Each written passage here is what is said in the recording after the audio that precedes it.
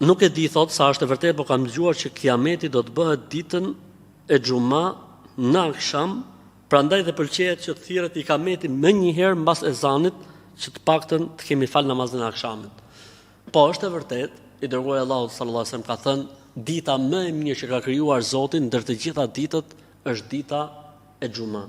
Në këtë ditë Zoti krijoi Ademin, në këtë ditë e futi në xhenet, në këtë ditë ai doli prej xhenetit dhe në këtë ditë do të bëhet kiameti. Ndërsa për kohën se kur do të bëhet ditë e xuma, kiameti nuk ka ndonjë argument. Pra nuk thuhet do të bëhet për ikindi apo për drek apo për akşam apo për yatsi. Thuhet ditën e xuma. Ditën e xuma do të bëhet kiameti. Ndërsa kjo që thonë njerëzit që me njëherë mas ezanit do të thirrë kiameti që mos na zej kiameti pa fal akşamin, themi kjo nuk funksionon dhe nuk ekziston. Edhe po të zunë kiameti për ditë xhumaje pa fal akşamin, përderisa je në kohë, je i arsyetuar. Pra është njësoj sikur një person ka hyrë namazin e drekës.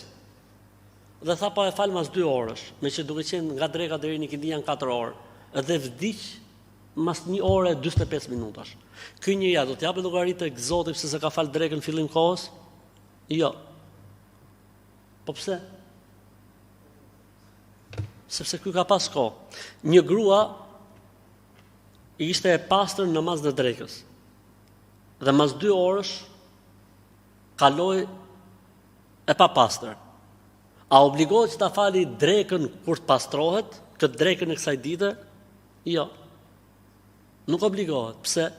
Sepse me të vërtetë ka pas obligim 2 orë, po mas 2 orëshit ra obligimi prej saj. Si për shembull, një njeri e ka zonë drekën në Tiranë. Pastaj udhtoi për Shkodër, mas 1 ore. Kur arritin në Shkodër, sa duhet ta fali drekën?